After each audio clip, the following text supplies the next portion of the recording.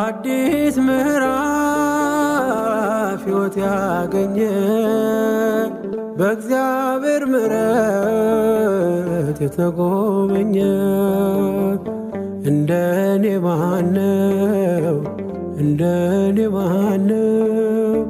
በእግዚአብሔር ምሕረት የተጎበኘ እንደኔ ማነው እንደኔ ማነው በእግዚአብሔር ምሕረት የተጎበኘ